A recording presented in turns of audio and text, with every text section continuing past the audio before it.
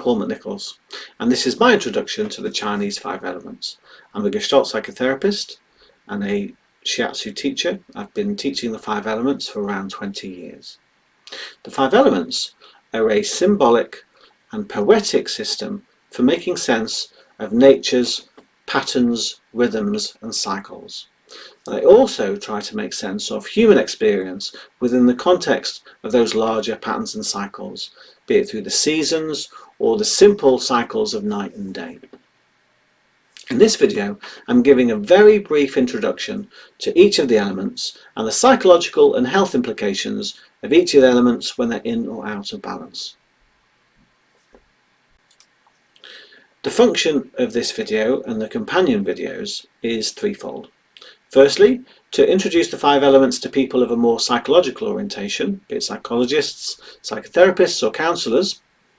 And secondly, to introduce a more psychological perspective to the 5 elements for people who've experienced it perhaps from a more traditional Chinese medicine background, be it acupuncturists or shiatsu practitioners. And thirdly, I just want to shed light on the 5 elements to people who are just curious and maybe intrigued of knowledge in this kind of territory.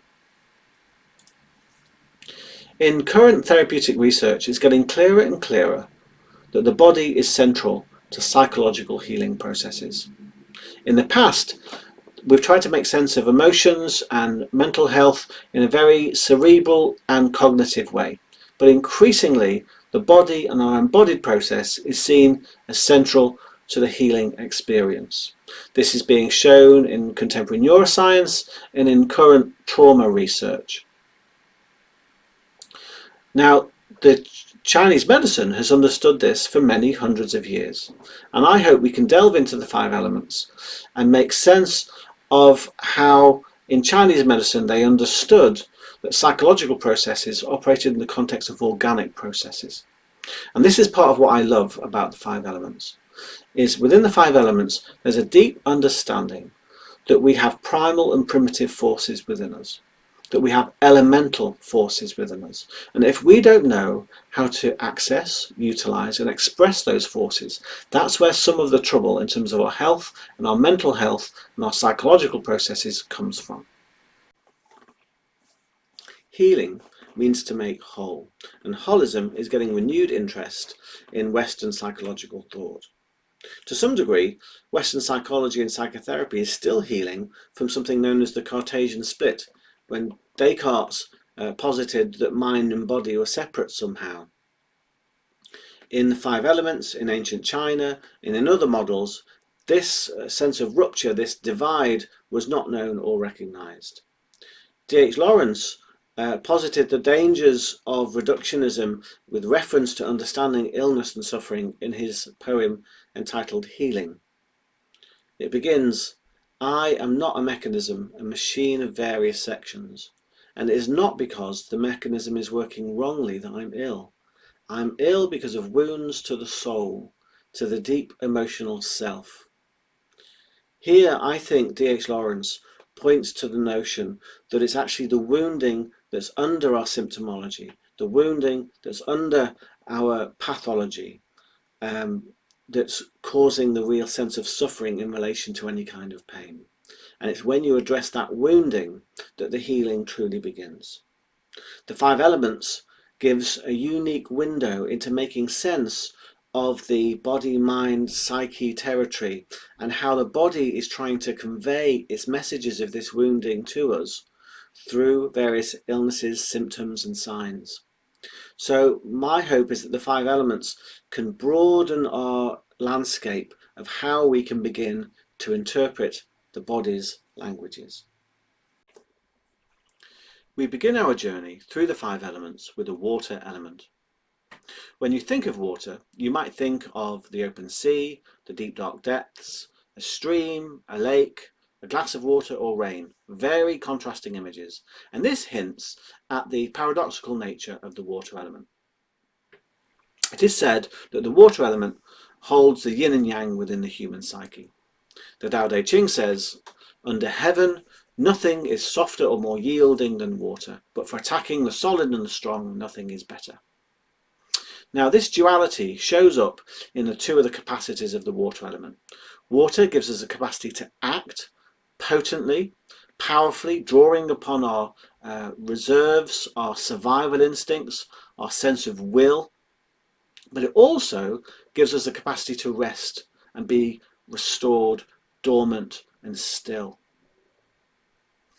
This shows up in connection to the season of the water element being winter time, that time of dormancy when the land is fallow and there's a waiting and there's a kind of emptiness and stillness.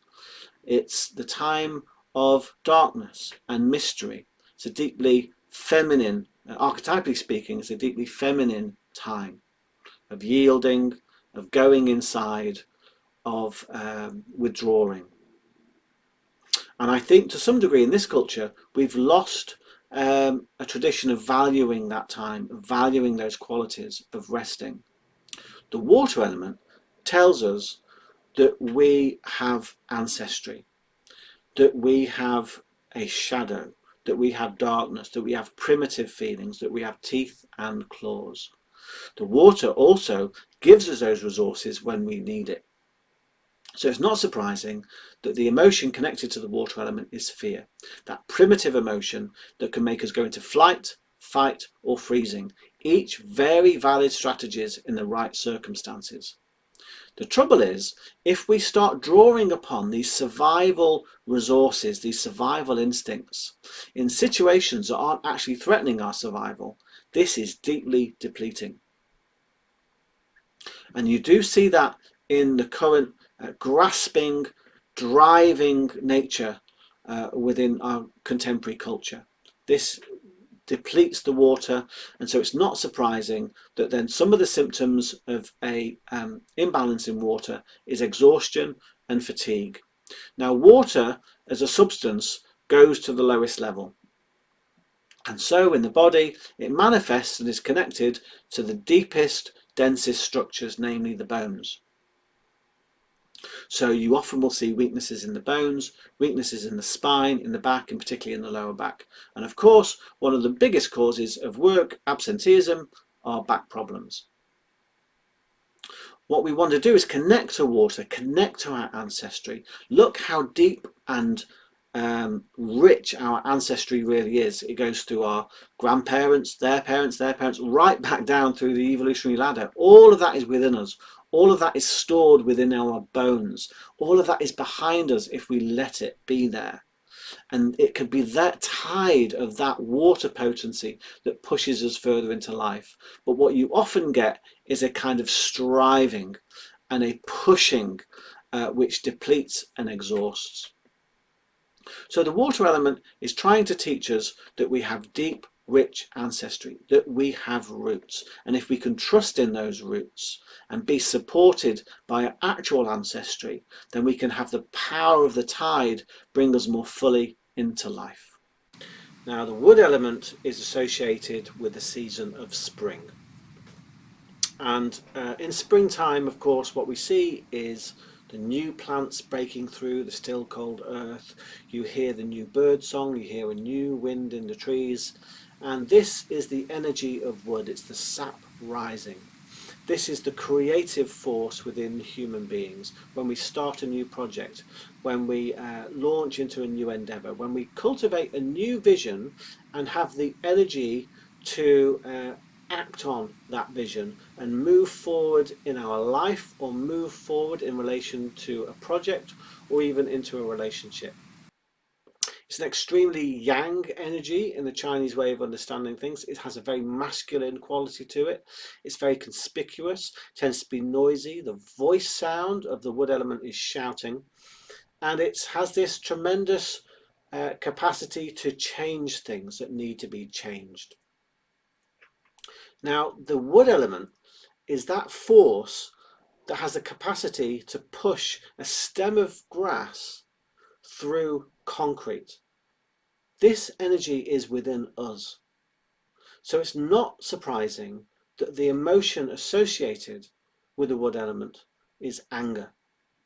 This deep source of aggression that can challenge something, break through something, when focused in the right way, it's a tremendously positive, powerful and potent source of energy. Now the problem is, and of course anger is a very provocative emotion, and a lot of people have a very negative relationship with it, which is entirely understandable. However, within the 5 elements, it's understood that this is a tremendous source for change and one that isn't accessed enough. And when we don't access our wood energy, when we're not healthily in contact with our anger, there's a big problem, because that energy doesn't just dissipate, it just doesn't disappear. The energy then gets bound up, and where it gets bound up in us through 5 element theory is it gets bound up in the joints and in the sinews. It contracts and it tightens us. It leaves us less flexible instead of more flexible, because the wood element should be about flexibility and growth and change. But when we don't really open to the emotion, it gets bound up in the sinews and the muscles and the tendons that lash around the joints. So muscular inflexibility, tightness, headaches, all those sorts of deep aches and pains are part of an imbalance with the wood element. Similarly, if you're unable to access the wood element at all, it tends to leave us feeling hesitant, rather impotent, indecisive and inactive, and very, very stuck. So it's very important through this way of understanding that we access this power of wood and find out what's our vision and what's the action that we need to take to help us fulfill that vision. The upward surge of wood catches flame, and we have the fire element. Fire is, of course, the element of summer. It's us at our most expressive. It's the element of joy, of excitement, of exuberance, of passion, of expression, of song, and it's us at our most dynamic. It's us, the fire element is the element that understands there is a deep shared humanity. Fire believes deep down we are all one. It melts all differences, it melts all boundaries. It's the sense of union. It's the element of transcendence, of ascendancy, of inspiration. And because of this, it's one of the most attractive elements. However, because of this upward ascendant quality and transcendent spiritual quality, because of course fire is the fire of spirit, where water is soul, fire is spirit. Because of this, when it burns too hot, it has a tendency to melt boundaries and can make us lose our groundedness. We lose our sense of self, we lose our sense of identity. And this can show up in certain mental health conditions, ranging from anxiety right through to psychosis. Mental health conditions where there's been a loss of self, a loss of identity, and a merging with others in some form or other. One way that this can show up is what's called a disturbance of the Shen. Now, one of the spiritual components of the fire is called the Shen. One way of understanding that is its consciousness. It's the very light of awareness itself. When this becomes disturbed through shock and trauma, it's visible in the eyes as a kind of shakiness or a fragmentedness. This is a sign that the Shen is no longer well rooted and there's a loss of self and identity. When the fire burns too low, of course, what you see is a rather grey existence where the fire has burned low, there's no passion, there's no joy, there's no excitement, and the spark has gone out. Because fire governs the expression of emotion, whenever you approach any strong emotion, be it fear or sadness or anger, what you often experience on the approach to that powerful emotion is a sense of anticipation. And this can be experienced in what many people refer to as anxiety. It might be butterflies, tension in the belly, shortness of breath. One way of understanding anxiety is that it's resisted excitement. One way of understanding life is every new moment is a novelty, and it could be approached as excitement and with excitement.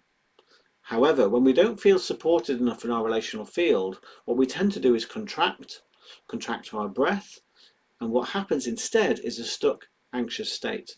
And this happens too when you're approaching any strong emotional expression. What the fire wants us to do is to share the emotion that's coming up. It's there for a reason. It's a valid part of who we are. Not to explain it, not to talk about it, to express it, to give our grief its tears, to give our anger its shout, and so on. When that is resisted, what you're left with is this unfinished emotion and an anxiety that's caught in the body. Typically in this kind of solar plexus tension, not in the stomach, and this tightness in the chest. What fire is wanting us to do is bring us deeper into relationship, to share more of ourselves. Fire is greedy. It wants more. It wants more for us, and it wants to enter us into the family and to the community of our shared humanity. Eventually, the fire must ease into harvest time. This is late summer, and this is the time of the earth element, when the orchards are full of ripe fruit and the golden fields are full of the heavy heads of corn. This is this lovely, deep, rich, abundant time of year when we're reaping, when we're harvesting, when there's this deep sense of enoughness, both of ourselves and of the food that's being bestowed upon us by the earth itself. This is a time of feasting. So the earth engenders these lovely qualities of generosity, of homeliness, of belonging, of groundedness, of maturity, of knowing the rightness of things, knowing how to give and knowing how to receive. This is one of the core gifts of the earth element. Now, in the texts, the emotion associated with the earth element is classed as sort of overthinking, which isn't an emotion in the way we would necessarily recognize it. The way I see the emotion of the earth element is that it's shame. Because the earth element is dealing with a sense of abundance and a sense of enough, what also can happen is a sense of not enough, of insufficiency, of scarcity. And of course, shame is that deep, profound sense that there's something wrong with us, that we don't belong. It's the polarity to the belonging that the earth can bestow upon us. I'll go into more detail about this when I do the individual video on the earth element. But suffice to say that shame has two functions, or two versions is a more accurate way to put it. One, which is the sense of wrongness, that there's something broken and something about us that we need to hide, which can be so pervasive and so destructive. The other aspect of shame is a more useful function in that when we've elevated ourselves too much, we've pride comes before a fall. It's the kind of Icarus story. When we've extended too far, become too arrogant, shame has a way of bringing us back down to earth. And this is another way that the earth element comes in. It says you belong here, not there, not in your ascendancy right now. Now, because the earth has to do with food and nourishment and so on, one of the energies involved in the earth is the sense of appetite, of wanting. What do we want in the world? What do we desire? What are we drawn to? What do we want to bring into us? What is going to nourish us? Because the earth relates to this sense of enough, to a sense of healthy fullness, what goes alongside of that is a sense of emptiness. Now, it can be a sense of there's something empty about us, and then we get our worth, or we seek to get our sense, our place in the world by giving to others. Actually, what we start to do is we project the emaciated, neglected part of ourselves onto others and go and give it to them, and we miss the place where we need it. This shows up in behaviours, for example, in the codependency spectrum, among others. Another version of this emptiness shows up, of course, around addictive and compulsive behaviours. One catchphrase around addiction is never enough of what we don't need. There's a longing, there's a hunger, there's a yearning for something, and some sort of compulsive behaviour has taken over, and we're missing the actual need for something that promises something but actually doesn't deliver it to us, be it alcohol, be it substance abuse, or be it a behaviour. That's where we see ritualised attempts to fulfil a need which is out of our awareness. Of course, what the earth wants to bring us back to is our embodied self, in the flesh, our natural earthly human form, to remind us that we are enough just as we are, and that there is enough, that the earth and our home is providing to us, that if we let ourselves, that we can receive from our community and we have something to give to the community. This to me is right at the heart of what the earth element is attempting to bestow. The expansiveness of harvest time contracts into the autumn chill, and here you of course have the territory of the bare branches and the falling leaves. This is the time of autumn, and it's the time of metal. Metal, when you think of metal, you might think of a hard, shiny, defined substance. The metal of swords, the metal of armour, the metal of pots and pans and such. Metal tells us that there's something hard and defined about us as human beings. Metal says you are unique, you are the only you, you are alone. And that connects us to the preciousness, the innate preciousness of who we are. The other aspect of the preciousness of the life that we live is of course the fact it ends. So metal is innately connected to our mortality, that this is our one go at this. So metal says seize the moment, seize the day. Metal therefore is connected to the emotion of grief, the emotion of bereavement, the expression of loss about what is precious to us. One of the organs of the metal element are the lungs. And of course, when we're born, the lungs take our very first independent breath. We define our boundary as an autonomous being in that moment. And then eventually, through the life that we live, eventually our lungs expel our very last breath. And we've lost that sense of defined autonomy with the very last breath. This is the territory of the metal element. And the metal reminds us that it will go, that this will end. Metal teaches us then that there's something vital about life, which is why often when we're confronted with death, we suddenly feel more alive, because mortality reminds us that this is precious and this is our moment. So metal brings the capacity for confidence, the capacity for clarity, the capacity for control. When it contracts too much, we move from control to possessiveness. We move from a sense of healthy authority to authoritarianness. We move into a monopolizing, arrogant state where we attempt to possess and dominate others. This is one of the examples of the metal element when it's running out of balance. When the metal is under expressed and under connected to, we don't know our own preciousness, we don't know our own uniqueness, we don't know our own value. Therefore you see that quality of low self-esteem, where you don't want to be visible, where you don't know that others might find something valuable in you that you haven't recognized yet. Metal is deeply connected to our sense of aloneness. However, it can contract into a sense of isolation. And one of the ways in Chinese medicine as of understanding depression is that it's an unwept grief within us of our deep aloneness. When that is untouched and we are untouched, that's when the metal depresses us into a life that does not feel vital, does not feel alive. Something feels dead and dull, not shiny in the least. Metal wants us to remember our uniqueness. Remember that there's something precious and vital right at the heart of who we are, and that if we don't live it, absolutely no one can.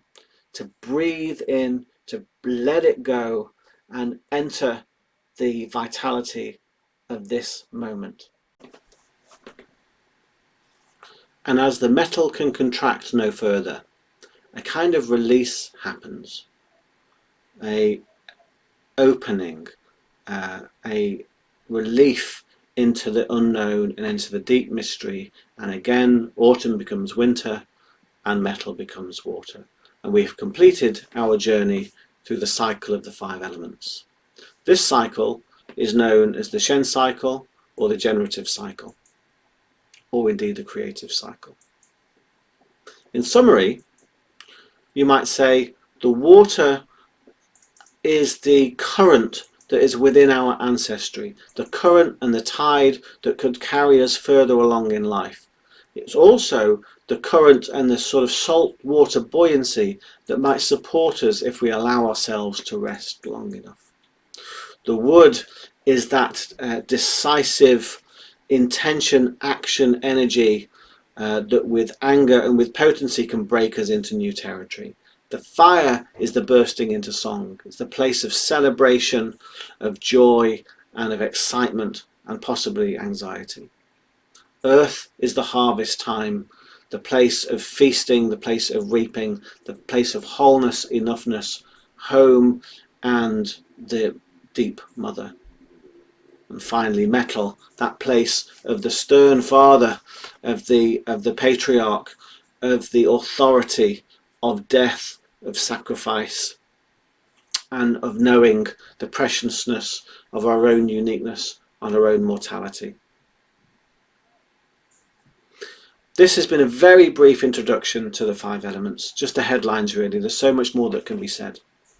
My intention now is to do individual videos and unpack each of the elements, and to do this through conversation, with working with colleagues in the therapeutic arena, where we can start looking at the clinical applications and what it really means in terms of specific clinical cases.